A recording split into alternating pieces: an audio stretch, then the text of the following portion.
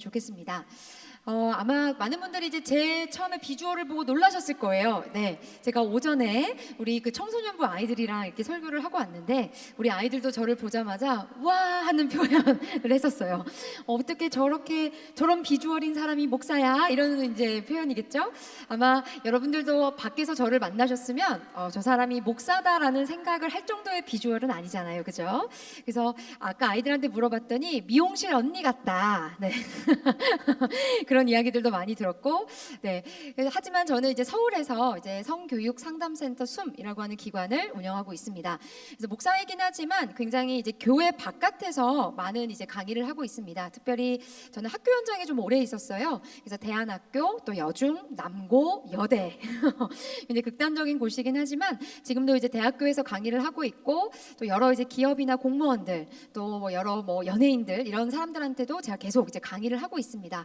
그래서 저는 오늘 어떤 이야기를 나눌까 하다가 여러분들이 아마 여기 청년들 이제 대부분이 뭐 연애하고 계시는 분들도 계실 거고 또 뭐 혹시 또 결혼하신 지 얼마 안 되신 분들도 계실 텐데 저는 여러분들이 실질적으로 우리가 크리스찬으로서 성을 어떻게 바라봐야 되는지에 대한 기초를 이제 토대로 어떻게 우리가 연애를 건강하게 할 수 있을까요? 여기에 대해서 좀 추상적인 이야기 말고 아주 구체적인 이야기들을 한번 나눠보도록 하겠습니다. 여러분 제가 여기에 실은 여기 이렇게 있는 게 좀 불편해서 방송부만 괜찮으시다면 제가 조금 밑으로 내려가겠습니다. 그래서 쓱 하고 그래서 제가 무선 마이크를 달라고 말씀드렸거든요. 네, 그래서 여기가 딱 좋습니다. 그래서 여러분과 함께 연애도 예배다라는 제목을 가지고 함께 이야기를 나눠보도록 하겠습니다. 여러분 저는 딱 보시면 첫 번째 연애를 제가 몇 살에 시작했을 것 같나요? 13살. 감사합니다. 우리 기도 열심히 해주신 우리 형제님, 제가 실은 기도가 설교인 줄 알았어요. 제가 되게 은혜 받으면서. 근데 13살. 감사합니다. 또 제가 몇 살에 첫 번째 연애 시작했을까요? 중학교 1학년 14살. 자, 저는 첫 번째 연애를 몇 살에 시작했냐면 10살에 시작했습니다. 우후. 자, 여기 앉아 계신 분 중에 이제 못 소리신 분들 계시죠? 예, 손 들지 마시고 표정 관리 잘 하시고. 저는 10살 때 첫 번째 연애를 시작했고 굉장히 어떻게 봐서는 10대, 20대 결혼하기 전까지 끊임없이 연애에 대해서 성에 대해서 내 인생 하나를 불태운 사람이었습니다. 여러분 제가 여기서 복선을 깔긴 했습니다만 저도 결혼을 했습니다. 이게 약간 이 사진을 보여줄 때마다 약간 제 무의식이 반영된 것 같아요. 저기 반쯤 잘려가지고 핸드폰 찍고 있는 저 남자가 저희 남편이고 저희 남편이고 제가 이제 올해 저희는 이제 결혼한 지 11년 차가 됐고 아이는 이제 초등학생 아이를 키우고 있습니다. 그래서 올해 저희 아들 이제 초등학교 입학식 사진이거든요. 그래서 저는 이렇게 아이를 키우고 있긴 하지만 이렇게 건강하게 아름답게 또 가정을 이렇게 이루기까지 굉장히 오랜 시간들이 걸렸던 것 같아요. 여기 앉아 계신 분들 중에서도 돌이켜보면 저도 이제 20대가 참 아름답고 행복하고 이러기도 했지만 정말로 나랑 결혼할 사람이 누구인가? 나는 이렇게 하다가 나 혼자 죽는 건 아닌가? 정말 결혼이라는 건 무엇일까? 사랑이라는 건 무엇일까? 연애라는 건 무엇일까? 여기에 대해서 엄청 치열하게 고민했던 시간들이었던 것 같아요. 그래서 한번 질문해 볼까요? 여기 지금 앉아 계신 분들 중에 저 지금 연애하고 있습니다. 손 한번 들어봐 주십시오. 연애하고 있다. 연애하고 계십니까? 네. 연애하고 계세요? 좋습니다. 여러분 행복하시죠? 행복하시죠? 연애하고 계시는 분들 행복하실 거죠? 네. 아마 여기 앉아 계신 분들 중에 지금 연애하고 계신 분들, 또 썸 타고 계시는 분들, 혹은 짝사랑하고 계시는 분들, 아니면 며칠 전에 헤어지신 분들, 그죠? 그래서 굉장히 그런 여러 가지 다양한 상황에 놓여 있으신 분들 계실 텐데요. 그럼 제가 한번 질문을 던져보겠습니다. 여러분은 성에 대한, 연애에 대한 어떤 그런 상담할 거리들이 생겼을 때 보통 누구를 찾아가세요? 누구 찾아가세요? 부모님 찾아가시는 분 계십니까 혹시? 계세요? 하나님 아멘.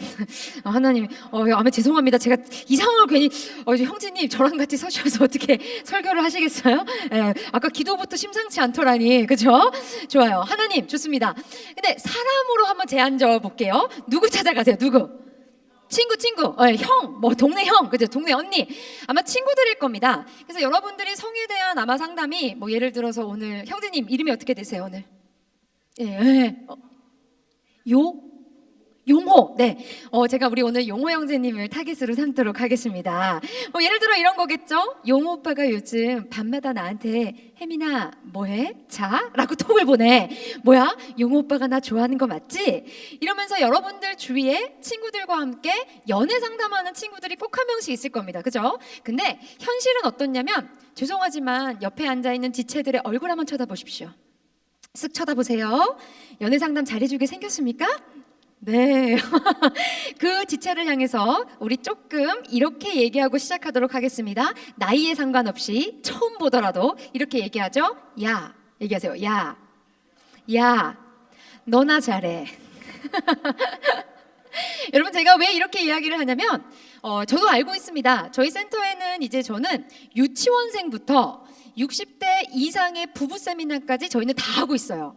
다 하고 있다 보니까 저희가 굉장히 이제 내담자분들도 많이 찾아오시고 교육과 상담 이런 것들을 많이 하고 있는데 특별히 청년들 중에서 몇 살의 청년들이 심각한 문제를 가지고 자꾸 많이 찾아오시냐면 30대 후반 이상 그리고 40대 이상의 청년분들께서 요즘 저희 센터에 그렇게 많이 찾아오세요. 이유가 뭐냐면 내가 물리적인 나이가 들었어. 그래서 내가 나의 성에 대한 연애에 대한 이야기를 내 스스로 해결할 수 있다라고 자신했었는데 자꾸 삶이 진행될수록 이건 아닌 것 같다라는 생각이 드셨다는 거죠. 친구들이랑 상담을 해도 답이 얻어지지 않아. 그리고 여러분 요즘 여러분들이 막 그 답을 얻고자 하는 유튜브나 이런 것들 있잖아요. 여러분 유튜브를 보고 연애를 배우신 분들은 처음부터 다시 배우셔야 돼요. 그래서 그런 식으로 워낙 매체는 늘어나고 사람들한테 계속 질문은 하지만 명확한 답을 얻지 못해서 결국에는 돌고 돌아서 저희 센터로 오는 이제 청년들이 늘어나고 있더라는 거죠. 그래서 저는 첫 번째 여러분에게 부탁드리고 싶은 것은 우리가 성에 대한 연애에 대한 이런 상담을 하실 때에는 반드시 좋은 멘토를 두셔야 된다는 겁니다.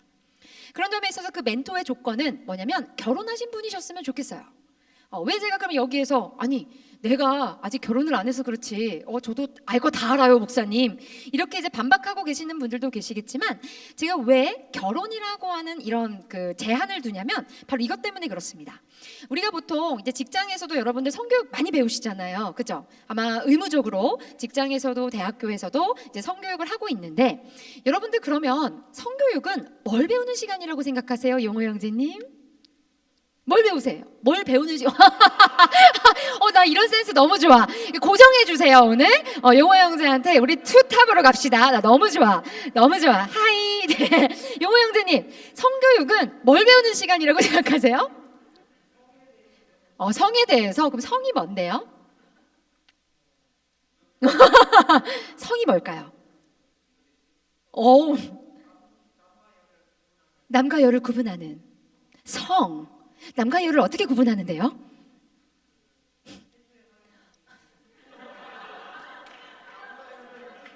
이분 혹시 신학 전공하셨어요? 태초에 하나님이 창조하신 남자와 여자에 대해서 알아가는 시간입니까? 아멘. 감사해요. 자, 우리 보통 성에 대해서 이렇게 여러분한테 여쭤보면요. 네, 다양한 대답들이 나와요. 이렇게 신앙적으로 대답하시는 선생님들도 있고, 선생님이라고 얘기가 나왔죠. 저도 모르게. 그런 분들도 계시고, 어떤 이제 친구들 같은 경우에는 뭐 X 염색체, Y 염색체 이런 얘기도 나오고, 아까 이제 중학생 어떤 아이가 아기 낳는 방법을 배워요. 이렇게 얘기도 했었어요. 그래서 보통 우리는 성교육 시간은 몸에 대해서 배우는 시간이다라고 생각하는데요. 맞습니다. 성교육은 몸에 대해서 배우는 시간이 맞지만 몸에 대해서만 배우는 시간은 아니다라는 겁니다. 그래서 성교육이라고 하는 것은 요걸 배우는 시간입니다. 실은 첫 번째 줄만 같이 한번 읽어보겠습니다. 시작. 너다움입니다. 이 너다움이라는 것은 내가 상대에게 어떤 말을 하거나 행동을 했을 때 상대가 그것을 어떻게 받아들일지를 한 번 더 배려하고 존중하는 것을 이야기합니다. 여기에서의 존중이라는 뜻은 단순하게 어떤 뭐 신체적인 차이나 이런 것만 하는 것이 아니라 정서적인 차이, 그리고 나와 너의 다름을 인정해주고 어떻게 우리가 건강하게 우리가 이 안에서 조율을 하고 조화를 이뤄낼 것인지에 대해서 상대를 좀 더 이해하는 것을 배우는 시간이다. 그런데 이건 우리 기독교인들 특별히 되게 잘 알아요. 왜냐면 다른 사람을 섬겨야 돼, 사랑해야 돼, 이런 건 잘 아는데 정말 특별히 기독교인들이 잘 안 되는 두 번째가 있습니다. 같이 읽어볼게요. 시작. 나다움입니다. 여기서 나다움이라고 하는 것은 내가 나의 이야기를 누군가한테 건강하게 정직하게 털어놓을 수 있는 용기 있음, 주체성을 이야기하는 거예요. 여러분 여기가 주일이잖아요. 오늘 교회잖아요. 질문 한번 드려볼게요. 누가 인간을 남자와 여자 성적인 존재로 창조하셨을까요? 하나님. 자, 그러면 질문을 바꿔보겠습니다. 하나님이 인간을 성적인 존재로 창조하셨다면 성에 대해서 가장 많이 얘기해야 되는 공간은 어딜까요? 성경, 장소로 따지면 어디일까요? 교회입니다. 근데 여러분은 교회 안에서 여러분의 개인적인 성에 대한 이야기 하십니까? 안 하실 거예요. 여기 앉아 계신 분들 중에 내가 주일날 예배나 이렇게 나와서 예배도 드리고 또 신앙 공동체 안에서 이런 여러 가지 뭐 봉사도 하고 이렇게 여기 공동체 안에 들어와 있긴 하지만 아무도 모르는 나의 개별적인 개인적인 성에 대한 문제를 가지고 혼자 지금 이 시간에도 고민하시는 청년들이 분명히 계실 거라는 거죠. 저는 그런 점에 있어서 우리 기독교인들이 회복해야 되는 것은 무엇이냐면, 어떻게 하면 우리는 머리로는 알아요. 하나님이 성을 창조하셨지, 맞아. 성을 우리에게 선물로 주셨지, 머리로는 아는데 이 머리로 아는 것이 삶으로 드러나지 않는다는 거예요. 그 전적인 예가 바로 교회 안에서는 개별적인 성에 대한 이야기, 상담을 하기가 어렵다는 것이 그 문제입니다. 그래서 저는 오늘 시간이 없기 때문에 여러분과는 이 나다움에 관련된 훈련하는 시간까지는 깊게 안 나가겠지만 다음번에 또 불러주시면 목사님 그때는 제가 또 할 수 있을 것 같은데, 오늘은 좀 개론적인 이야기이지만 아주 필요한 이야기. 실은 오늘 뭐 제가 대학교에서도 이제 강의를 할 때 제가 섹스에 관련된 거나 아니면 데이트에 대한 이야기나 아니면 스킨십에 관련된 뭐 성경에서 이야기하는 섹스에 대한 이해나 이런 것들을 제가 학교에서도 굉장히 강의를 하는데 그 자체가 한 학기 분량이에요. 근데 제가 오늘 그 이야기를 할 것은 아니고, 그 이야기를 하기 위해서 필요한 기본적으로 우리가 어떻게 사람들과의 관계를 맺고 있는가, 그 부분에 대한 이야기를 아주 구체적으로 여러분과 함께 나눠볼 겁니다. 그래서 결국에는 성이라고 하는 것은 관계라는 거죠. 그래서 여기에서의 관계는 타인과의 관계뿐만 아니라 나와 나의 관계, 아무도 모르는 나와 나의 관계, 그리고 우리는 좀 더 나아가서 나와 하나님과의 관계를 모두 포함하는 것이다 라고 생각한다면, 성교육이라고 하는 것은 이것을 배우는 것이구나, 성이라고 하는 것은 이것이구나, 이 개념만 알고 계셔도 정말로 오늘 이 내용을 듣는데 큰 도움을 얻으실 것 같아요. 그래서 그럼 어떻게 우리가 첫 번째로 이제 좀 보듬어 줄 것은 나와 나의 관계에서부터 이제부터 한번 시작해 보도록 하겠습니다. 여러분, 제가 아까 왜 첫 번째로 여러분이 성에 대한 상담, 성에 대한 이야기를 누구한테 가서 하세요? 라고 질문을 드렸냐면 바로 이 지점이 중요하기 때문에 그래요. 대부분의 이제 청년들은요, 찾아갈 사람이 없다, 뭐 친구한테도 말하지 못하겠다 그랬을 때 청년들이 많이 이제 선택하는 방법이 무엇이냐면 바로 이것입니다. 이거는 학생들과 다르지 않습니다. 이게 뭘까요? 음란물입니다. 근데 여기 앉아 계시는 우리 분들 중에서도요, 지금 마냥 웃지 못하는 청년들도 분명히 있을 거예요. 그죠? 아니, 내가 19금 영화를 합법적으로 볼 수 있는 청년인데 내가 이거 영상 뭐 보는 거 가지고 뭐 그게 크게 잘못이에요? 라고 말씀하고 싶으시겠지만, 내가 좀 이제 교회 다닌다, 나 신앙 좀 있다 하시는 청년들은 매번 성에 관련된 이슈를 가지고 상담할 때마다 이런 음란물을 보고 자위하는 문제를 가지고 저희 센터에 어마어마하게 많이 찾아오세요. 그러면 여러분, 저는 오늘 여러분 이것이 왜 잘못이냐, 왜 보지 말아야 하느냐, 이런 이야기 안 할 겁니다. 왜냐하면 우리는 이미 너무 잘 알아요, 이성적으로. 그래서 이것이 근데 머리로 아는 것과 내가 습관적으로 그것을 하게 되고 보게 되는 것은 별개의 문제라는 거죠. 저는 조금 근본적인 하지만 굉장히 현실적인 이야기를 여러분과 좀 나누고 싶습니다. 저는 어떤 점에서는요, 여러분이 어쩌다 이렇게 볼 수도 있다고 생각합니다. 또 이것만 듣고 오해하지 마세요. 집에 돌아가셔서 나이스, 목사님이 봐도 된다고 했어 이러면서 자유해 이러실 것이 아니라, 요즘은 우리가 이런 영상이나 아니면 이런 관련된 매체들을요, 굳이 내가 큰 노력을 들이지 않아도 볼 수 있는 구조 속에 있어요. 그러다 보니까 여기에 대해서 과도하게 이제 죄책감을 가지는 경우에 오히려 그게 훨씬 더 큰 문제를, 이후에 큰 문제를 야기시키더라는 거죠. 그래서 저는 뭘 이야기하고 싶냐면, 보는 것을 그냥 넘어서서, 어쩌다 한번 보는 걸 넘어서서 습관적으로 보시는 분들이 있어요. 뭐 예를 들어서 이런 분들이죠. 내가 자기 전에 나는 꼭 봐야 된다. 아니면 나는 뭐 샤워 전후로, 아니면 내가 긴장감이 올라올 때, 아니면 나는 좀 무료하고 심심할 때마다 나는 습관처럼 이런 영상이나 이런 행위를 한다. 혹은 어떤 분들은 그냥 핸드폰의 영상, 태블릿에다가 이런 영상을 몇 개씩 기본적으로 다운받고 다니시는 분들도 저희가 상담을 한 적이 있어요.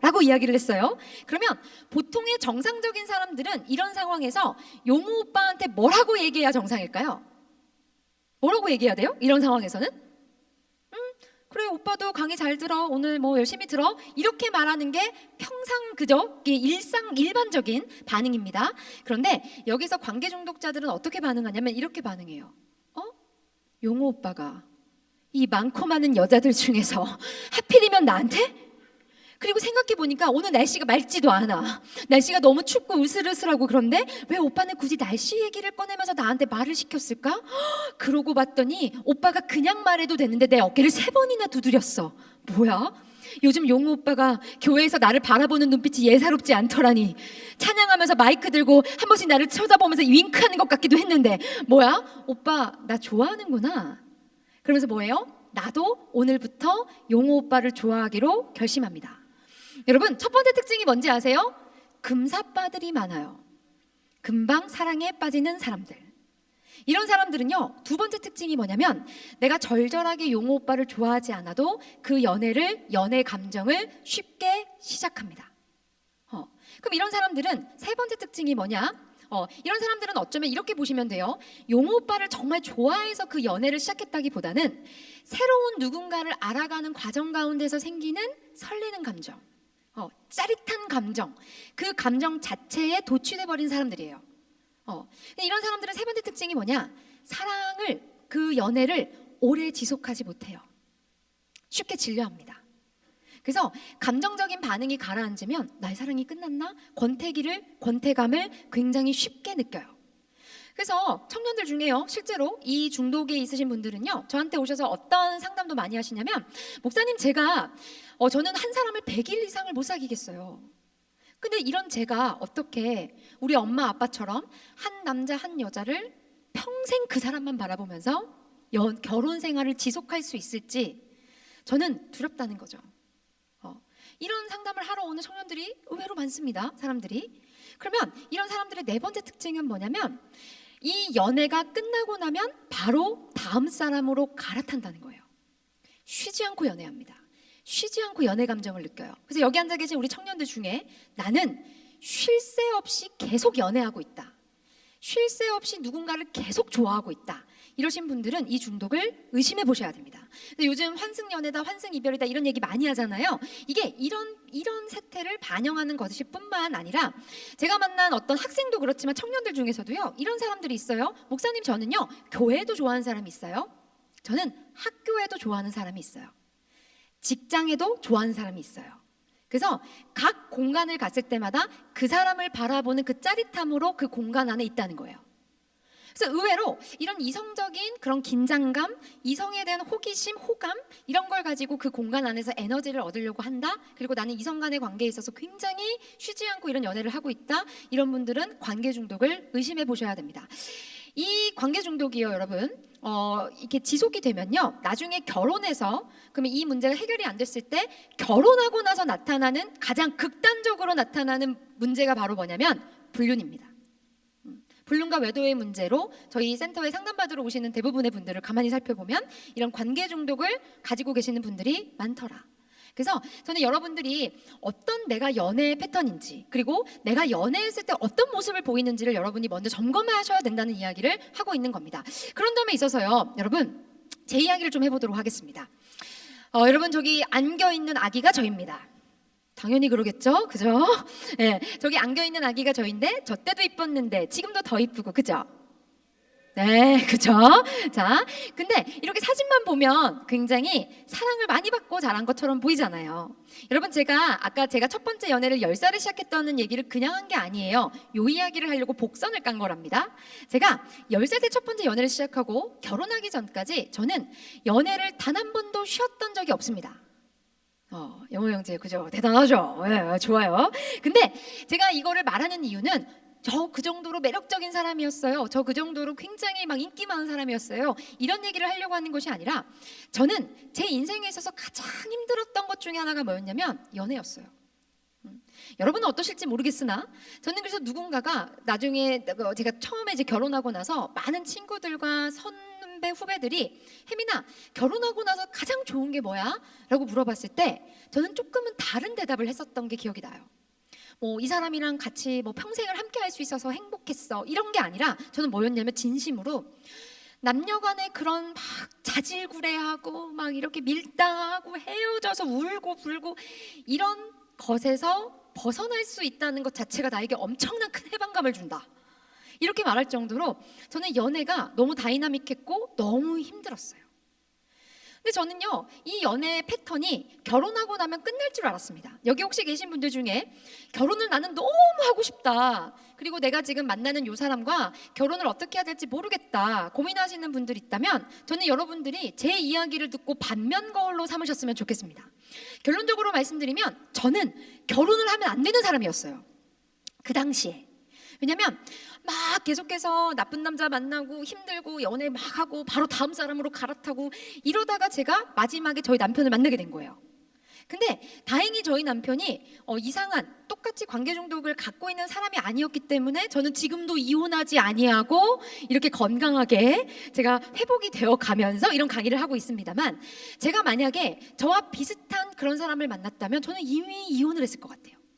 그러니까 왜 그랬냐면 저는 항상 어린 시절에 뭐가 있었냐면 나는 우리 엄마 아빠 같이 그런 가정을 이루고 싶진 않아.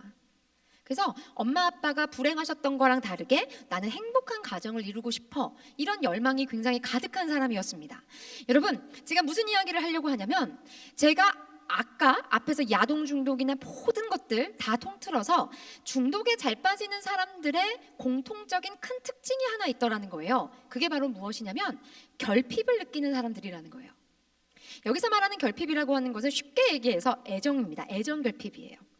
애정 결핍적인 요소를 가지고 계시는 사람들이 이런 자기 안에 있는 가슴에 크게 뚫려버린 이 구멍을 다른 무언가로 끊임없이 채우려고 한다는 거죠. 그게 어떤 사람에게는 술이 될 수도 있고, 어떤 사람들에게는 뭐 SNS 사람들이 인정이 될 수도 있고, 어떤 사람들에게는 친구가 될 수도 있고, 어떤 사람들에게는 연인이 될 수도 있다는 거죠. 근데 저는 이게 굉장히 남자친구들한테 꽂혀 있었어요. 그래서 나의 이 외로움, 나의 이런 허전함을 나는 남자에게서만 충족받을 수 있을 거라고 생각했는데, 문제는 뭐냐? 이런 나의 바램과 기도와는 달리 자꾸 사람을 만나면 똑같은 패턴으로 연애를 하게 되고 똑같은 사람에게 끌리고 그래서 똑같이 상처받더라는 거죠. 그래서 이렇게 끊임없이 상처를 받으면서도 나는 계속 꿈꿔요. 행복한 가정을 이루고 싶다. 근데 저는 이 무한적으로 반복되는 이 굴레 속에서 왜 그럴까? 근데 그 답을 못 찾았었어요. 근데 제가 나중에 언제 알게 됐냐면 결혼하고 나서 알았습니다. 여기 앉아 계신 분들 중에 혹시 결혼을 이렇게 꿈꾸고 계신 분들 계십니까? 나는 결혼하면 내 부족했던 부분이 채워지는 것 같아. 그리고 뭐 나는 이 사람이랑 결혼하면 내가 더 완벽해질 것 같고, 그래서 우리는 정말 완벽한 가정을 이룰 수 있을 것 같아. 저 사람이 없으면 나는 완벽하지 않아, 완전하지 않아. 그래서 결혼이라고 하는 그 제도 자체를 엄청나게 큰 의미를 부여하면서 결혼이라는 건 나를 완벽하게 해줄 수 있는, 완전하게 해줄 수 있는 하나의 사랑의 목표라고 생각하시는 분들이 청년기 때는 되게 많으시다는 거예요. 저도 그랬어요.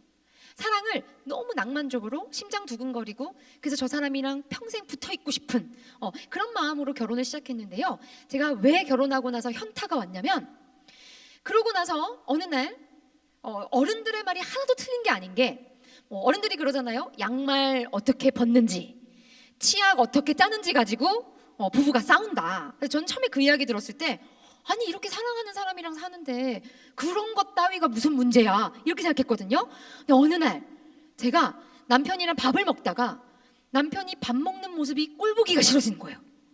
근데 그때가 결혼한 지 한 달 반. 그랬을 때 그냥 우스갯소리처럼 이러고 넘어갈 수 있었겠지만 제 안에는 어마어마한 좌절감이 왔어요. 나는 이 남자랑 결혼하면 이 남자가 완벽하고 정말로 나는 이런 마음이 안 들 줄 알았는데 결혼했는데 남편이 꼴보기가 싫어져. 그럼 어떡하지? 이 남자랑 이혼할 수도 없고 이 남자를 어떻게 하면 좋지? 나는 어떻게 하지?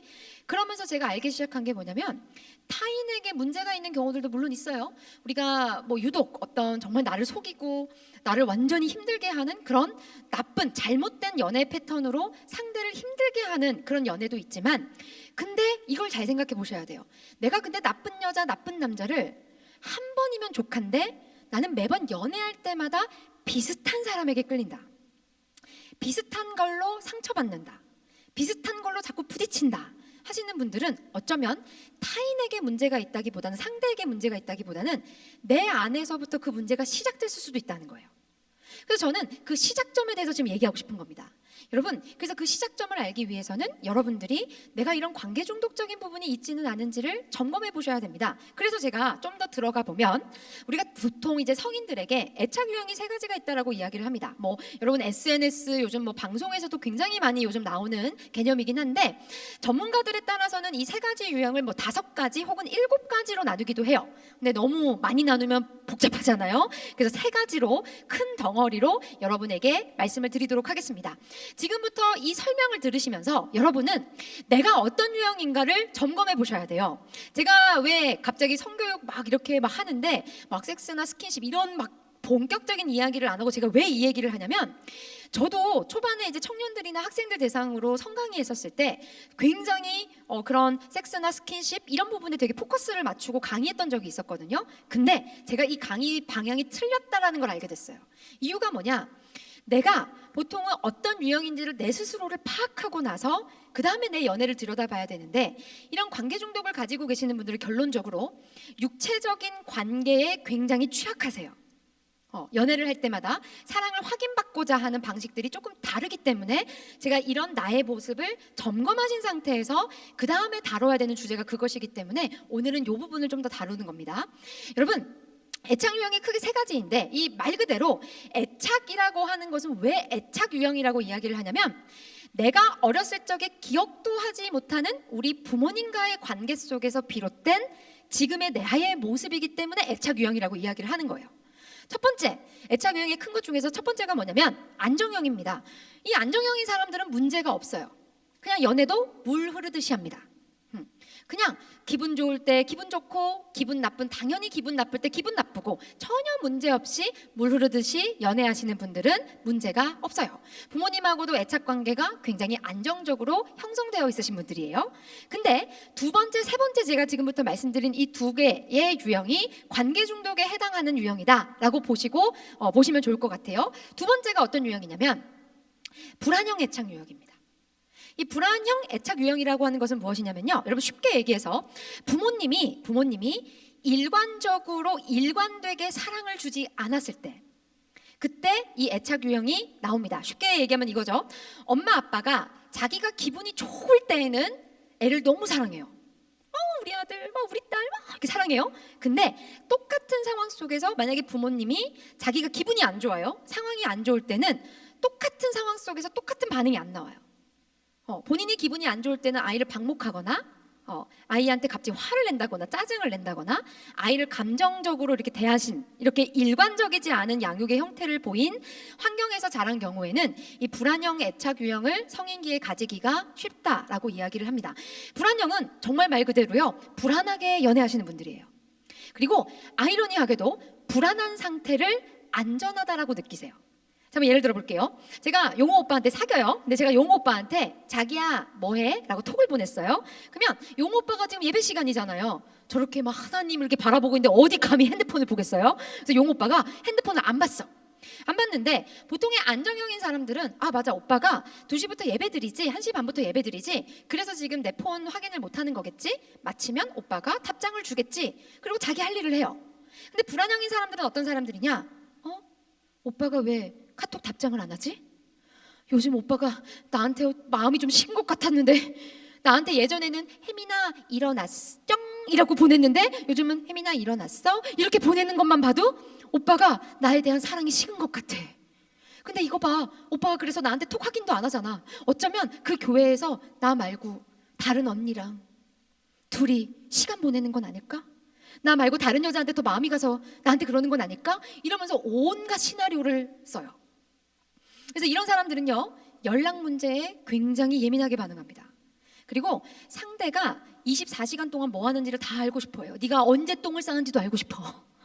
이런 유형의 사람들인 거죠. 이런 사람들은 사소한 것 하나하나에 의미 부여를 해요. 그리고 굉장히 불안형의 연애를 하시는 분들은 상대에게 계속해서 사랑을 확인받고자 해요. 왜냐하면 상대의 그런 행동들의 변화를 보면서 내가 사랑을 계속 받아야 되니까.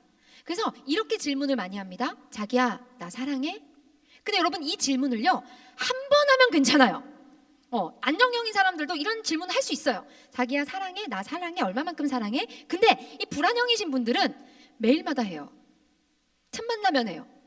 자기야 나 사랑해? 오 사랑하지. 얼마만큼 사랑해? 다음날 됐어요? 내가 어디가 좋아? 자기야 날 왜 이렇게 사랑하는 거야? 이런 식으로 이야기하면서 굉장히 어때요? 연애를 하게 됐을 때 연애를 하면 삶 속에서 나는 사라지고 상대가 가득 차버리시는 분들. 연애를 하면 꼭 이런 분들 있죠. 대인관계가 다 끊어지면서 연애하시는 분들 있어요. 그리고 내가 상대한테 모든 일정과 모든 것을 상대에게만 맞추시는 분들. 그래서 내 자기개발이나 내 취미생활이나 이런 것들은 꿈도 못 꾸시는 분들. 무조건 쉴 때, 무조건 비어있는 시간은 자기를 만나야 돼. 이래서 굉장히 매몰되어 계시는 분들은 불안형 애착 유형이 맞습니다. 세 번째 유형은 불안형 애착 유형과 정반대의 모습을 보이시는 분들이에요. 어떤 분들이냐면 회피형입니다. 여기서 보여지는 회피형이라고 하는 것을 쉽게 얘기해서 불안형은 내가 사랑하면 그 사람과 24시간을 공유해야 돼요. 근데 회피형인 사람들은 내가 사랑하고 가까운 사람들일수록 곁을 두지 않아요. 썸을 탈 때에는 그냥 몰라요. 이거를 썸을 탈 때는 티가 안 나요. 근데 막상 안정적인 관계로 사귀면요 이런 분들은 어떻게 바뀌냐면 내 감정선에 대해서 내 속마음에 대해서 내 연인에게 이야기하지 않습니다. 내가 지금 현재적으로 뭐 경제적으로 혹은 내 가정 문제나 내 지금 개인적인 개인적인 어떤 그런 트러블이나 이런 문제들을 상대에게 이야기하지 않습니다. 여러분 보여질 때는요 불안형과 회피형이 다른 것처럼 보이지만 근데 이 두 유형은 다 뭐냐면 불안정한 유형이에요. 그리고 불안감이 가득 차 있는 유형입니다. 회피형은 왜 이런 모습을 보이느냐? 부모님이 일관되게 사랑을 안 줬을 때 불안형도 일관되게 사랑을 안 줄 때라면서요. 자, 아까 불안형은 부모님이 이럴 땐 잘해주다가 요럴 땐 못 해주고 이런 걸 얘기했잖아요. 불안형, 이 회피형은 어떤 부모님의 양육 형태가 있냐면 일관되게 아이한테 사랑을 주지 않아요. 일관되게. 그래서 그냥 부모가 자기 라이프가 더 중요한 거예요. 자기 라이프가 더 그러니까 그게 맞는데 어떤 식이냐면 아이한테 그렇게 이렇게 사랑을 주지 않아요. 잘 안아주지도 않고 그냥 네 인생은 네가 알아서 살아라. 근데 이게 치명적으로 아이가 절대적으로 부모의 사랑과 애정이 필요한 시기에도 이런 식으로 아이를 방목하듯이 이렇게 밀쳐놓은 이런 상태에서는 그럼 아이가 어떻게 생각을 하냐면 부모가 계속해서 사랑을 주지 않으면 생존 본능 욕구가 있잖아요. 아이들은 그럼 어떻게 딱 정리를 하냐면 우리 가까운 엄마 아빠도 나한테 이렇게까지 다가오지 않고 나를 밀쳐내는데 다른 누군가가 나의 모습을 진짜 나의 이런 마음과 모습 상황을 알게 된다면 그 사람도 나를 버릴지도 몰라 하는 불안감이 이런 회피형들은 밀어내는 걸로 나타납니다. 불안형은 끌어당기는 걸로 나타나고요. 그럼 여러분 한번 생각해 보세요. 어떤 유형을 만나야지 가장 안전적으로 연애를 할 수 있을까요? 안정형이겠죠. 근데 여러분 이게 말은 쉬워요. 되게 말은 쉬운데요 어떤 사람들이 잘 만나는지 아십니까? 불안형과 회피형이 연애를 많이 해요. 이유가 뭐냐? 서로의 니드를 너무 잘 충족시켜줘요. 불안형인 사람들은 안정적인 사람을 만나죠? 그러면 못 견뎌해요. 너무 재미가 없어요. 저 사람은 너무 안정적이야. 제가 아까 그래서 했던 얘기 기억하십니까? 불안정한 사람은 불안한 상태를 안정적이라고 생각해요. 이런 사람들의 가장 이걸 좀 쉽게 얘기하자면 이런 거죠. 예를 들어 남자친구가 용호 오빠랑 제가 데이트를 했는데 용호 오빠가 혜민아 오늘 너를 위해서 오빠가 여기 레스토랑 진짜 어렵게 예약했다. 야 여기 진짜 완전 요즘 핫플인데 같이 갈까? 그래서 가가지고 혜민이한테 그 레스토랑에서 막 이렇게 맛있는 걸 시켜줘요. 그러면 여자친구 입장에서 어머 오빠 너무 자기야 너무 고마워 너무 맛있다 그러면서 둘이 되게 행복한 시간을 보내요. 근데 갑자기 여자친구가 막 행복하다가 오빠한테 이렇게 얘기해요. 근데 자기야 여기 언제 와봤나 봐? 여기 누구랑 같이 왔었나 봐? 자기가 이걸 알 리가 없는데 누구랑 같이 왔어? 아니야. 난 너한테 진짜 이거 해주고 싶어서 왔잖아. 난 이거 너한테 진짜 이거 먹여주고 싶어가지고 왔는데 아니 자기 내가 봤을 땐 너무 자연스러운데? 메뉴도 어떻게 이걸 다 알아? 자기는 인스타그램도 잘 안 하면서 어떻게 이럴 수가 있어? 그 보세요. 남자친구 입장에서는 미쳐버리는 거예요. 분명히 행복해. 기분이 좋아. 근데 갑자기 그래서 제가 항상 상담하다 보면요 남자친구분들이 이런 이제 불안형의 여자친구를 만났을 때 와가지고 저한테 뭐라고 하냐면 정말 저한테 목사님 미쳐버리겠다는 거예요. 기분이 막 좋았대요. 막 데이트하고 막 신나다가 갑자기 여자친구가 찬물을 확 끼얹어요. 근데 자기야 왜 그래? 이렇게 하는 건요, 그 여자친구가 미쳐서 그런 게 아니라 뭐냐면 불안정한 상태가 안정적이라고 생각하기 때문에 그래요. 불안정한 사람들은요, 어떤 사랑에 익숙하냐면 난관에 많이 부딪히는 사랑을 진짜 사랑이라고 생각합니다. 안정적인 상태는 권태롭다고 여겨요. 그래서 굉장히 나를 쥐고 흔드는 사람에게 매력을 느껴요. 나를 안정적으로 그냥 내버려 두는 게 아니라 나를 들었다가 내팽개쳤다가 들었다가 내팽개쳤다가. 그래서 굉장히 불안형인 사람들은 회피형인 사람들을 봤을 때 매력을 많이 느낍니다. 왜냐하면 회피형은 잡으려고 하면 안 잡혀요. 잡을까 하면 도망가요. 잡을까 하면 도망가요. 그러면 그 모습을 보면서 가슴 아프지만 너무 매력적인 거예요. 저 사람 너무 매력적이다. 근데 그러면 회피형은 불안형이랑 왜 만나느냐? 보세요. 계속 도망쳐요. 근데 뒤를 돌아봐요, 자꾸. 내가 이렇게 해도 너 쫓아오고 있나를 확인해요.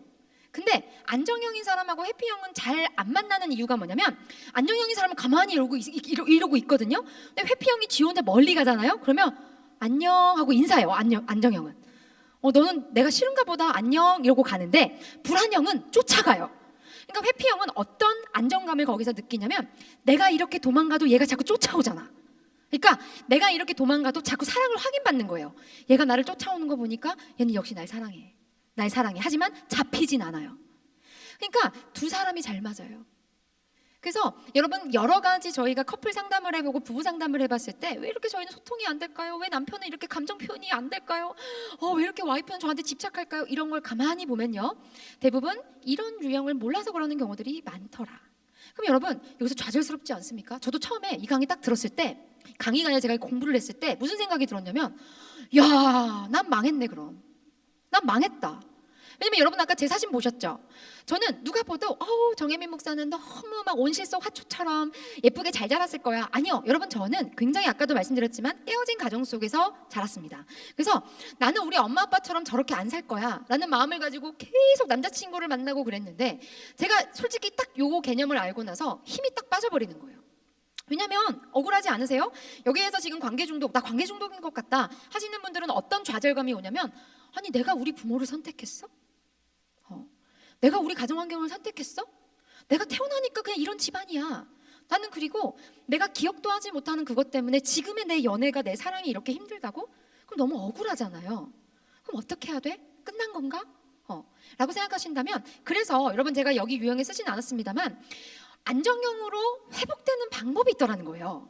그래서 우리가 이것을 뭐라고 얘기하냐면, 원래는 안정형이 아니었는데 후천적인 노력을 통해서 안정형이 획득이 되더라. 그래서 우리가 획득형 안정형이라는 말이 또 있어요. 그래서 이렇게 되는 사람들은, 그럼 전문가들이 뭐라고 이야기하냐면, 어떻게 하면, 그럼 목사님 제가 불안형 혹은 회피형인데 저는 어떻게 하면 안정형의 애착 유형을 가질 수 있을까요? 하면 방법은 아주 쉬워요. 뭐냐? 안정형인 사람과 연애하시면 됩니다. 안정형인 사람과 결혼하시면 돼요. 근데요, 이게 생각보다 어렵습니다. 특별히 불안정한 사람들은요, 불안형인 사람들은요, 여러분, 그래서 내가 어떤 사람을 연애 상대로 삼을까 할 때요, 가장 여러분이 와닿기 좋게 쉽게 한번 얘기해 볼게요. 교회 안에서 예를 들어서, 저 오빠 진짜 사람 괜찮아. 모든 사람들이 결혼은 저런 사람이랑 해야 된대. 근데 성적인 매력이 안 끌려. 그런 사람들 있죠. 그런 사람들이 안정형일 확률이 상당히 높습니다. 들여다보면. 그래서 어른들 중에 그런 말씀 많이 하시잖아요. 야, 결혼은 저런 사람이랑 해야 돼. 그런 거 있죠. 제가 어른들의 삶의 경륜을 제가 지금은 리스펙해요. 왜 그러냐면, 어른들이 그 당시에 하셨던 말씀을 가만히 곱씹어 보죠. 그러면 어느 정도 사신 분들은 본인이 살아보니, 사람을 어느 정도 봐보니, 결혼은 그런 사람이랑 하는 게 안정적이다라는 게 육감적으로 느껴지신 거예요. 근데 그것을 이제 이 어른들은 이 이론을 모르시니까 그런 식으로 표현하시는데요. 여러분, 때로는요, 그런 연애를 해보세요. 때로는이 아니라 그런 연애를 해보세요. 내가 불안형이나 회피형이다 하시는 분들은 안정적으로 항상 그 자리에 있는, 어쩌면 굉장히 매력이 덜한 것처럼 보이지만 상당히 인품이나 그리고 상당히 안정적으로 그 자리 그대로 있어주는 사람이랑 한번 연애를 해보면요, 어떤 걸 경험하게 되시냐면, 내가 그토록 불안해하고 그토록 밀쳐내려고 하는 이런 밀당이 없어도 사랑이라고 하는 것이 이렇게 안정적으로 평탄하게 흘러갈 수 있구나, 이걸 여러분이 경험적으로 아셔야 돼요. 여러분, 저는 얼마나 심각한 불안형이었냐면, 제가 이제 남편 만나기 전에 이제 가장 오래 사귀었던 남자친구가 이제 6년 사귄 남자친구였습니다. 제가 이 남자친구랑 20살 1월 1일 날 사귀었어요. 교회 오빠였거든요. 1월 1일 날 이 오빠랑 사귀었는데 이 오빠랑 결혼을까지는 못 갔어요. 물론 못 갔지만 제가 이 오빠랑 연애를 하면서 저는 제 밑바닥을 봤어요. 그러니까 저는 이 6년 동안 어떻게 했냐면 이 남자친구한테 매일마다 하루에 기본 2번씩은 영상통화를 걸었습니다. 영상통화를 걸면 제가 왜 그랬냐, 우리 남자친구래 전 남자친구가 그 당시에 이제 교대를 다니고 있었어요. 여러분, 여기 혹시 교대 그 분위기 아십니까? 교대는 여초 현상, 아주 그냥 여자밖에 없어요. 거기에 그냥 내 남자친구를 보낸 거죠. 그러니까 나는 그냥 막 완전 그냥 하이에나 같은 그 무리에, 그지? 내 양 같은 남자친구를 보낸 거예요. 그러다 보니까 얼마나 불안하겠어요. 그래서 하루에 2번씩 영상 통화를 걸면 남자친구가 습관적으로 핸드폰을 카메라를 밖으로 돌려요. 그리고 한 바퀴를 돌아요. 내 주위에 반경 몇 미터 안에 아무도 없어 라는 걸 확인시켜주고 나서 그 다음에 이제 대화가 시작이 되는, 이런 짓을 6년간 했어요. 남자친구 군대 가 있을 때 빼고. 그리고 남자친구랑 저는, 여러분은 연애할 때 일주일에 몇 번 만나는지 모르겠습니다만 저는 일주일에 7번은 만나야 된다 주의예요. 그죠? 희망을 가지시라는 거야. 그러니까 그죠? 여기 저랑 비슷하신 분도 계시겠지만 대부분 아마 저보다는 불안도가 낮으실 거예요. 근데 저는 이런 연애를 했던 사람이에요. 근데 이랬던 사람이 결혼하고 나니까 얼마나 행복했겠습니까? 드디어 이제 이런 불안감에서 벗어났어. 근데 아까 말씀드렸죠? 결혼하니까 똑같더라. 남편이 상당히 안정적인 사람입니다. 저희 남편은. 그래서 제가 이혼을 안 한 거예요. 근데 제가 가만히 보면서 요즘은 저희가 정말 많이 달라진 것이 무엇이냐면, 결혼하고 나서도 이 불안감이 계속돼서 지속되니까 나중에는 결혼 생활 자체가 행복하지가 않고 결혼관 자체가 무너지기 시작하는 거죠. 내가 청년기 때 그토록 많이 로망을 품었고 막 목사님들이, 장로님들이, 권사님들이 다 결혼하신 분들이, 야, 결혼은 이렇게 거룩한 거야, 아름다운 거야 라고 했는데, 나는 사역자인데도 불구하고 목사인 남편을 만났는데도 불구하고 불행한 거예요. 여러분, 이 절망감은 이루 말할 수 없었습니다. 근데 전 저만 그런 줄 알았어요. 근데 제가 이 상담 현장에서 오랫동안 교육을 하면서 느꼈던 것은, 의외로 많은 크리스찬 커플들이, 크리스찬 청년들이 이 문제를 가지고 있는 분들이 많더라. 근데 이것을 어떻게 해결해야 될지 몰라서 그냥 괜찮은 척 교회 안에서는 쇼윈도 커플처럼, 쇼윈도 부부처럼 살아가시는 분들이 많더라. 근데 저는 여러분들이 그러지 않기를 바라는 마음으로 지금 이 얘기를 하는 겁니다. 그럼 여러분, 어떻게 해야 되느냐? 안정형인 사람들을 만나는 것과 동시에 내가 이런 관계 중독에 빠져 계시는 분들은요, 내 삶 자체가 행복하셔야 돼요. 그래서 언제 하시는 연애가 가장 건강하게 하실 수 있는 연애냐면, 혼자 있는 게 더할 나위 없이 안정적이야. 내가 외로워서, 혹은 나이가 찼기 때문에 내가 결혼해야 돼, 혹은 연애해야 돼, 이런 마음으로 연애를 시작하시면요, 상당히 조급한 마음이 먼저 올라와서 연애나 결혼을 그르치기가 쉽습니다. 그래서 저는 오히려 뭐라고 이야기를 하냐면, 조금씩 이렇게 결혼 연령이 늦어지고 있다면, 이렇게 늦어지는 김에 저는 이렇게 생각해요. 급하게 하지 말고 진짜로 나의 어떤 건강하게 우리가 함께 평생을, 남은 일생을 함께 갈 수 있는 그런 부분들을 좀 점검해 가시면서 천천히 가셔도 늦지 않다, 결혼이라고 하는 것은. 그래서 여러분, 결혼은요, 사랑의 꼬린이 아닙니다. 사랑을, 그 모든 우리 인생 가운데, 사랑의 그 일생 가운데 과정일 뿐인 거예요. 중요한 하나의 넘어가는 어떤 과정일 뿐인 거지, 그 자체가, 결혼 자체가 목적이 되어서는 안 된다. 그래서 여러분, 제가 여러분한테 무엇을 좀 도전하고 싶냐면, 여러분 나중에 여러분들 셀 모임 하시거나, 여러분들 뭐 이번 주가 됐건 다음 주가 됐건 여러분들끼리 있으실 때 반드시 이거를 점검해 보셔야 돼요. 여러분, 제가 얼마 전에 이화여자대학교에서 강의를 했었습니다. 그래서 이대 학생들이랑 강의를 하면서 저도 모르게 약간 좀 꼰대적인 마인드가 있었던 것 같아요. 제가 뭐라고 이야기를 했냐면, 얘들아, 근데 니네는 왜 이렇게 섹스에 목을 매냐? 연애를 하는 데 있어서 왜 이렇게 육체적인 관계에 목을 매냐라고 이야기를 했더니, 학생들에게서 돌아왔던 대답이 저로 하여금 굉장히 좀 충격을 받게 했어요. 신선한 충격이기도 했고 저의 어떤 이런 강의의 방향이 확 수정되는 계기가 됐었는데 바로 그것이 무엇이었냐면 돌아오는 대답이 사랑하고 싶다는 거예요. 여러분 이게 어떻게 봐서는 여러분한테는 굉장히 당연한 대답일지 모르겠습니다만 저는 뭘 생각했냐면 그냥 사랑이라고 하는 걸 왜 이렇게 육체적인 관계를 통해서 그리고 그런 스킨십을 통해서만 유독 지금의 이런 청년들이 거기에 목을 맺는 걸까? 근데 결국엔 사랑이라면 저는 여러분한테 뭘 질문하고 싶냐면 여러분은 사랑을 어떻게 정의하고 계시냐는 거예요. 여러분들 아마 한번 지금 떠올려 보십시오. 나는 언제 사랑을 느끼는가? 나는 사랑을 만약에 내가 느꼈어요. 그러면 상대에게 어떻게 나는 사랑을 표현하고 있는가? 세 번째는 나는 상대가 어떻게 해줄 때 나는 사랑을 받는다고 느끼는가? 이거를 한번 목록으로 써보셔야 됩니다. 첫 번째, 나는 사랑을 뭐라고 생각하는가? 두 번째, 나는 사랑하는 사람에게 어떻게 사랑을 표현하는가? 세 번째, 나는 어떨 때 사랑을 그러니까 상대가 나한테 뭘 해줄 때, 어떻게 해줄 때 사랑을 받는다고 느끼는가? 이게 왜 중요한지 아십니까? 여러분 이거예요. 여기에서도 지금 청년부 중에서도 20살인 청년들 있고요. 그리고 40대인 청년들도 있을 겁니다. 근데 제가 가장 안타까운 게 뭔지 알아요? 결혼하기 전에 굉장히 많이 이제 청년들 대상으로 이렇게 강의를 이렇게 쭉 해보면요. 청소년 아이들은 명확하게 이제 학년이 정해져 있기 때문에 강의할 때 그 대상들이 나이대가 그렇게 차이가 나지 않아요. 그래서 그 나이대 아이들이 사랑에 대해서 이야기하는 그 정의들이 비슷비슷해요.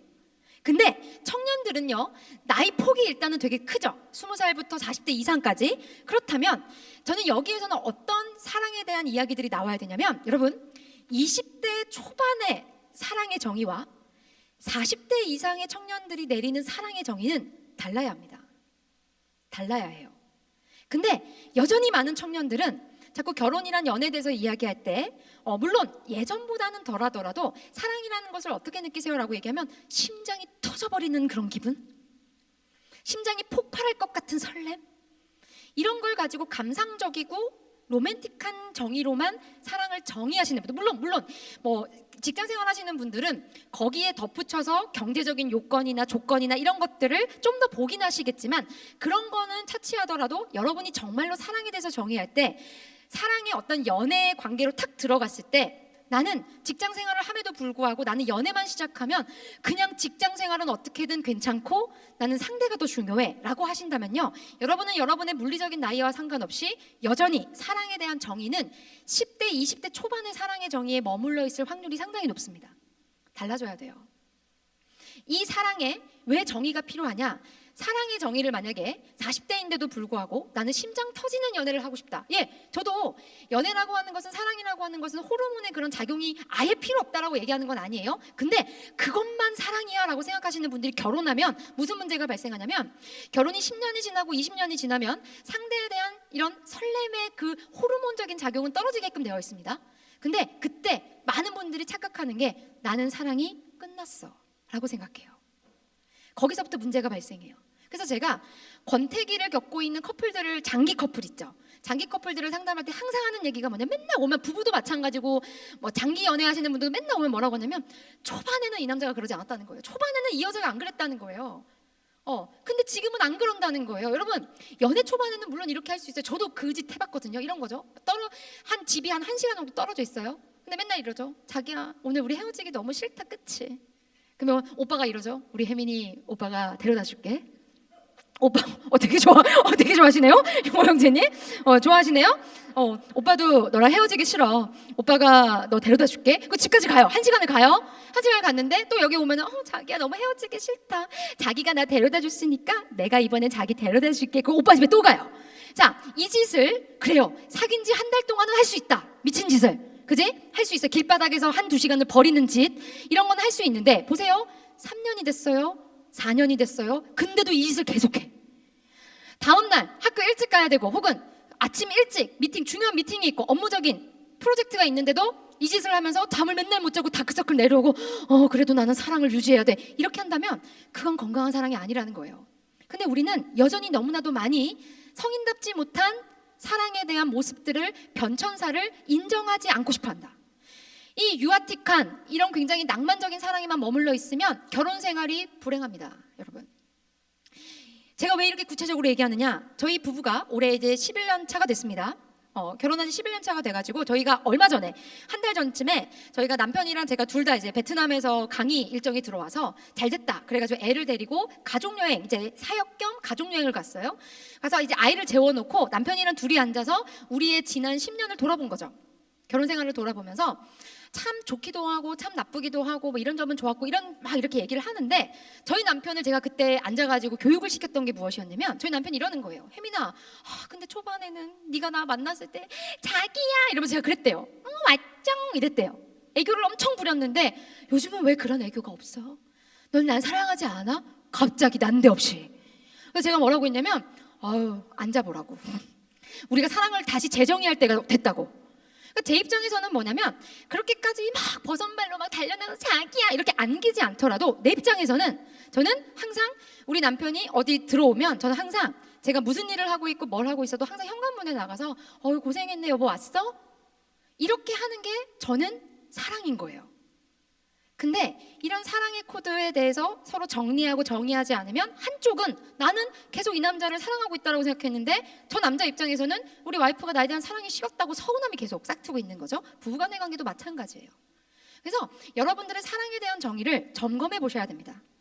그리고 생각해 보면요, 여러분, 제가 항상 청년들한테 하는 얘기가 데이트를 코칭해야 된다. 데이트를 여러분들이 다시 한번 세팅을 하셔야 된다. 그래서 저희 센터에서는 커플 상담을 하러 왔을 때 저희가 항상 하는 것 중에 하나가 뭐냐면 데이트를 디자인해 드려요.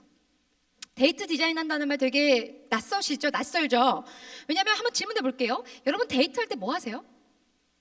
뭐예요? 영화 봅니까? 맨날 영화 볼 수는 없어요, 그죠? 영화 본다. 또 뭐 하세요? 카페. 또 밥 먹어. 보통은 밥 먹고 영화 보고 카페 가고, 그죠? 근데 영화 볼 게 없어? 그럼 요즘 어떻게 하냐면 밥 먹고 카페 가고, 카페 가고, 카페 가고. 그죠? 첫 번째 카페는 그냥 사진 찍는 용, 두 번째 카페는 뭐예요? 커피 마시는 용, 세 번째는 서로 유튜브 보는 용, 그죠? 이렇게 해가지고 카페 투어하는 그런 커플들도 굉장히 많아졌어요. 그래서 저도 근데 여러분, 청년들이, 제가 왜 여러분한테, 아이들도 마찬가지고 여러분들도 마찬가지고 사랑을 어떻게 표현하세요? 어떻게 받는 표현을, 그러니까 어떨 때 사랑을 이렇게 느낀다고 이렇게 생각하세요라는 걸 왜 여쭤봤냐면, 예전이랑 다르게 사랑을 표현하고 주고받는 방식들이 너무 단순화됐다는 거예요.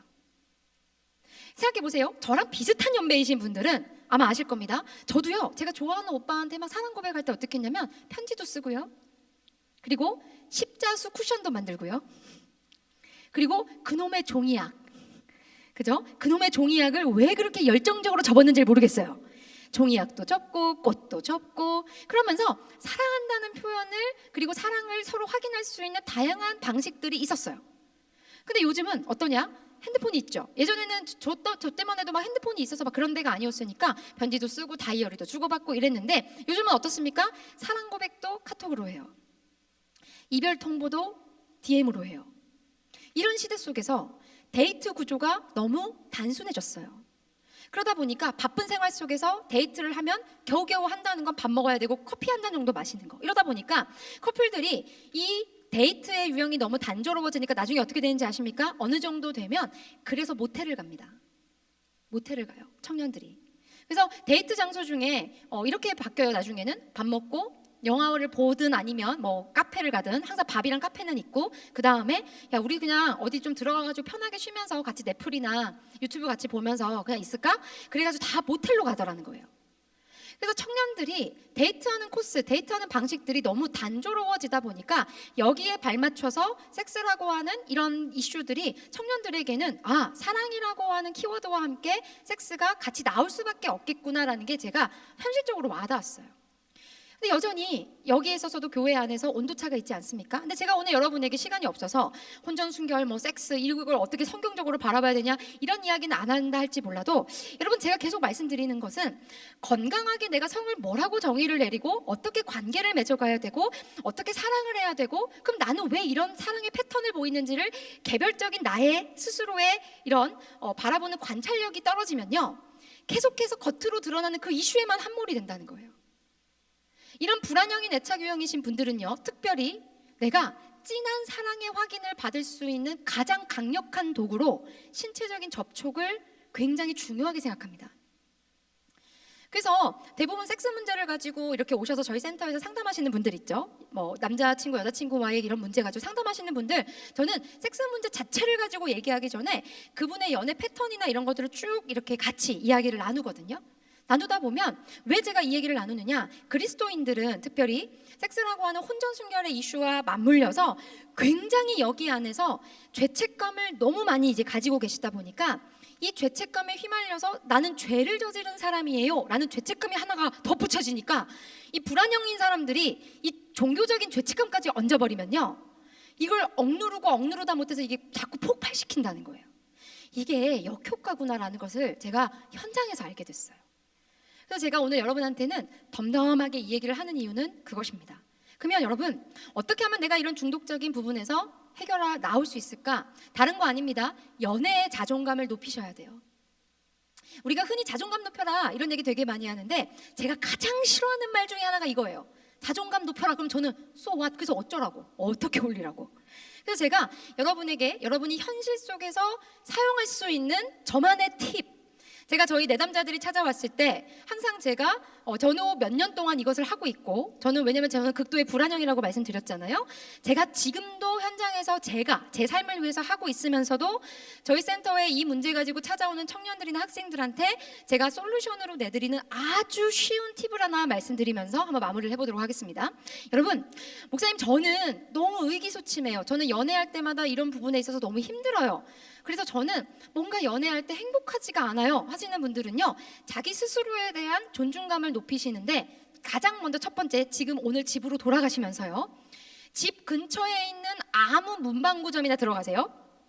제가 왜 문방구점으로 직접 가라고 하냐면, 제가 이렇게 얘기하면 여성분들, 특히 여성분들 같은 경우에 쓸데없이 인터넷으로 또 막 이런 거 예쁜 거 찾아보고 이러실까봐 제가 이렇게 얘기하자면, 가서 그냥 조그만한 다이어리 노트를 하나 사세요. 인터넷에서 파는 비싼 거 사지 마요.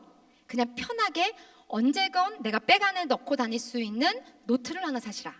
노트를 하나 사시면 거기 노트에다가 스티커 붙이고 색깔 펜으로 꾸미는 그런 짓거리 하지 마시고, 그냥 샤프 하나로 그냥 검은색 폰, 펜 이런 걸로 그냥 쓱쓱쓱쓱 그어서 쓸 수 있는 그 노트를 하나 사셔서 거기다가 뭘 쓰시냐면 일기를 쓰시는데, 뭐 나 오늘 몇 시에 일어났고 누구 만났고 뭐 먹었고 뭐 했고 이걸 쓰는 일기가 아니라 뭐냐면 나의 감정에 대한 부분을 쓰는 거예요. 감정.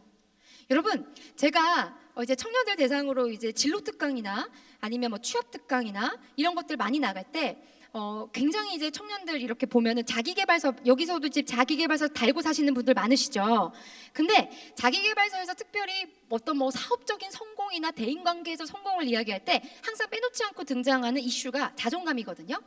제가 지금 말씀드리는 자존감은 연애 자존감이기도 하지만 여러분들이 여러 방면에서 실제적으로 할 수 있는 방법을 말씀드리자면, 그런 자존감은 실은 기독교인의 입장에서는 뭐냐면 하나님이 창조하신 내 모습 그대로를 존중해주고 받아들여주는 과정입니다. 왜냐하면 하나님이 창조하신 내 모습 그대로를 인정하지 않고 받아주지 못하면요, 그 누구를 사랑할 수가 없어요. 그래서 제가 이 말씀을 드리자면 거기다가 뭘 쓰시냐면 이런 거 있죠. 남한테 말하기는 애매해. 근데 명확하게 내가 느낀 감정.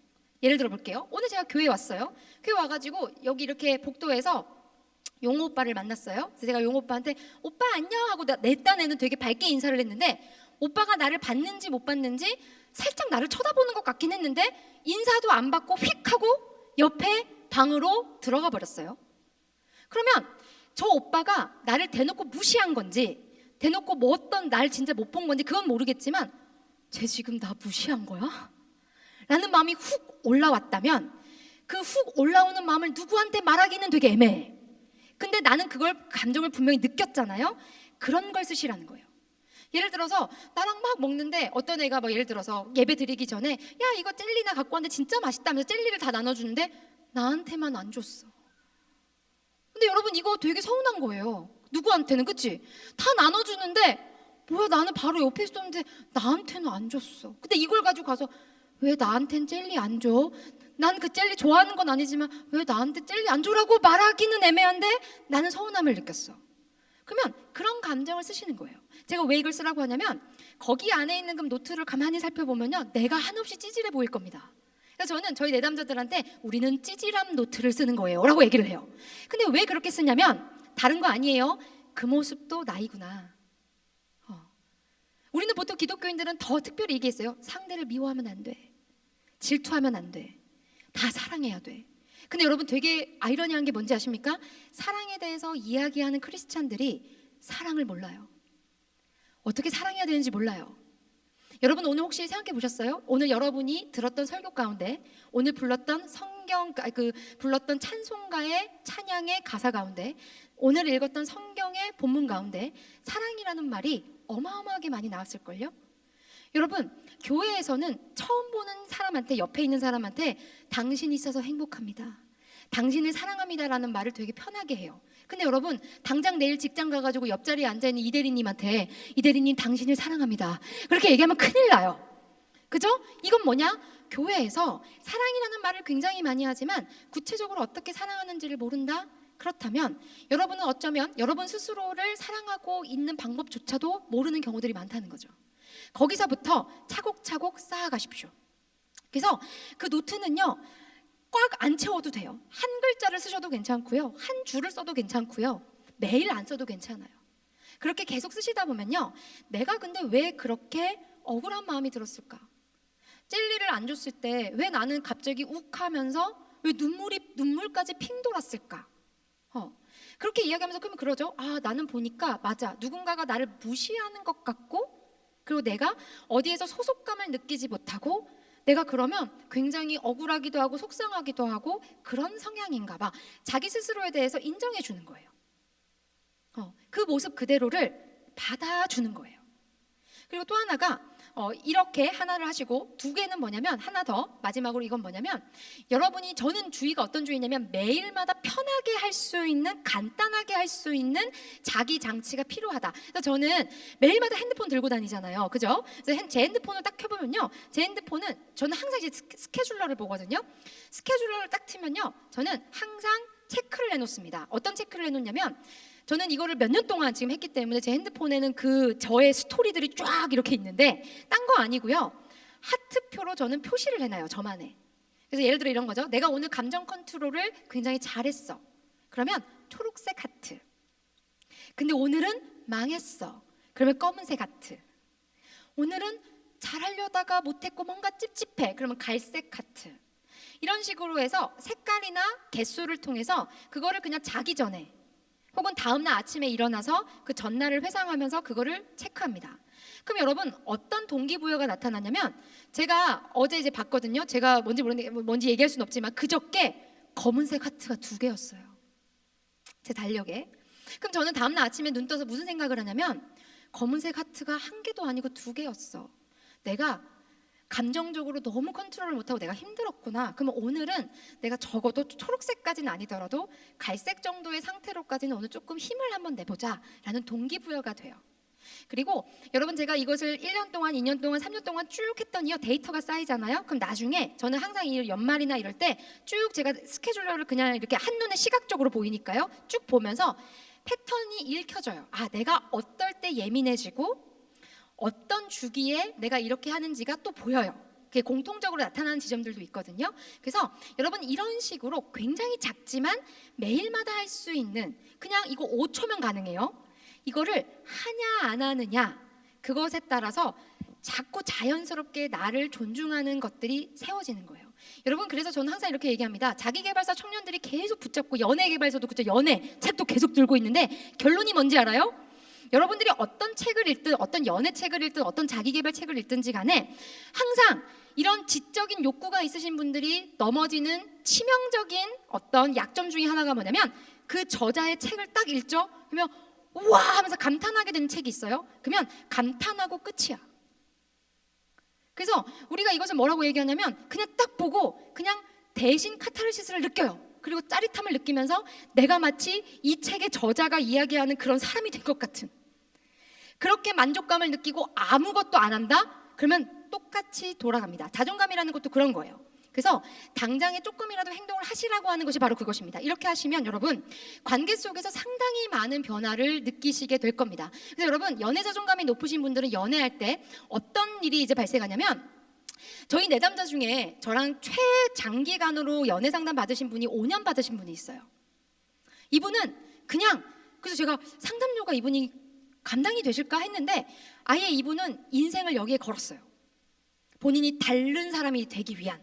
그래가지고 이분이 어떻게 하셨냐면 5년 동안 처음에 이분이 찾아왔을 때는 뭐였냐면, 이분은 문제가 연애에 있어서 항상 누군가를 만나면 그 사람이 바람필까 봐 무서웠다는 거예요.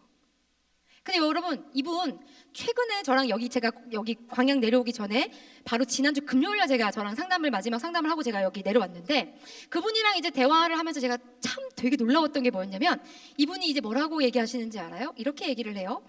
연애 자존감이 올라가면요, 연애 관계 속에서도 이래요.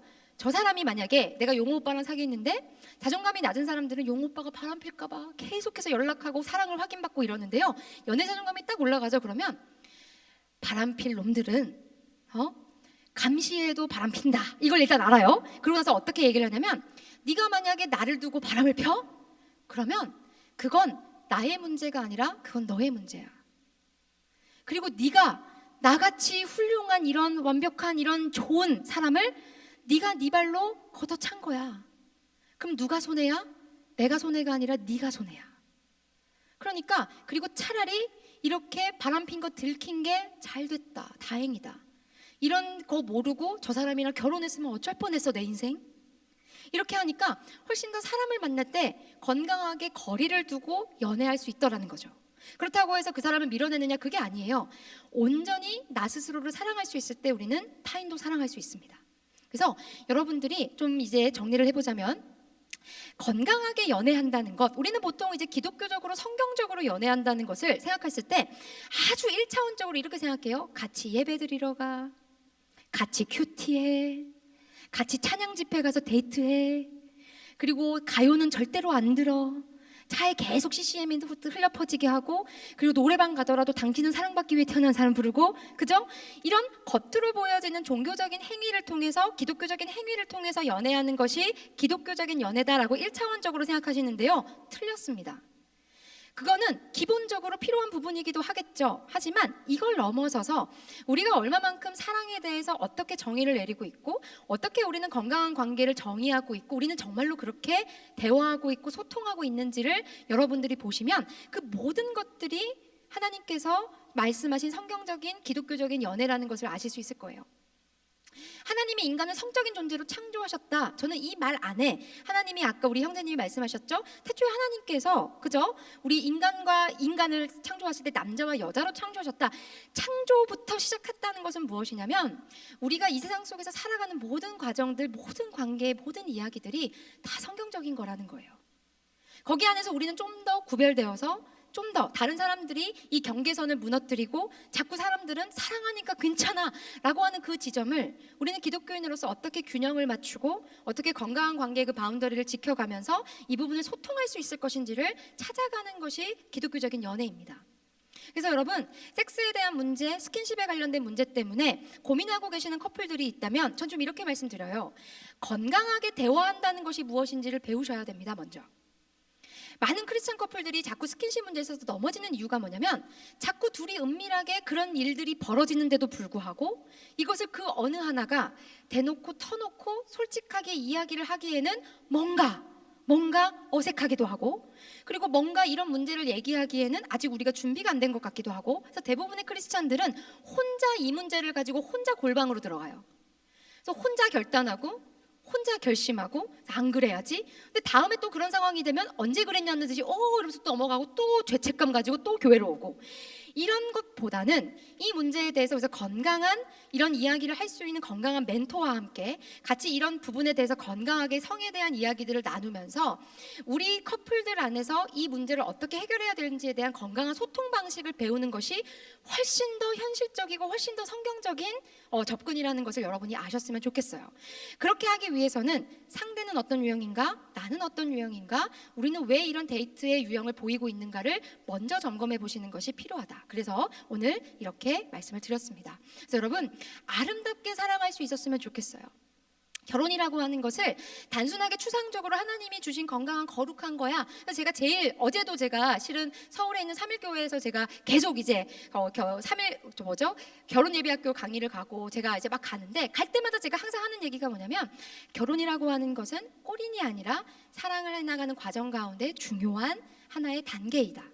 그래서 우리가 그 과정을 준비해 나가는 과정 가운데 많이 생각하고 많이 질문 던지고 많이 이야기를 나눌 수 있는 우리 청년부 공동체가 되었으면 좋겠습니다. 그래서 어디에서 누구를 만나든지 간에 어디에서 누구와 함께 있든지 간에 하나님께서 말씀하신 건강한 성에 대한 연애에 대한 관계에 대한 개념을 가지고 여러분들이 아름답게 사랑할 수 있기를 간절히 바라겠습니다. 제가 기도하고 마무리하겠습니다. 사랑의 하나님 아버지 감사드립니다. 하나님 사랑하시는 우리 청년들과 함께 하나님께서 말씀하시는 성의 개념 또 사랑이 무엇인지 또 우리가 건강하게 어떻게 관계를 맺어가야 되는지에 대한 이야기들을 함께 나눴습니다. 하나님 저희가 때로는 그런 유혹의 상황들 속에서 넘어질 때도 있겠지만 우리가 그때마다 다시금 하나님의 말씀을 나의 삶의 목적으로 또 나의 삶의 기준으로 삼고 우리가 그때마다 하나님께 질문하고 또 하나님께 기도하면서 우리가 하나님께 답을 얻을 수 있는 그런 믿음의 청년들 될 수 있도록 인도하여 주옵소서.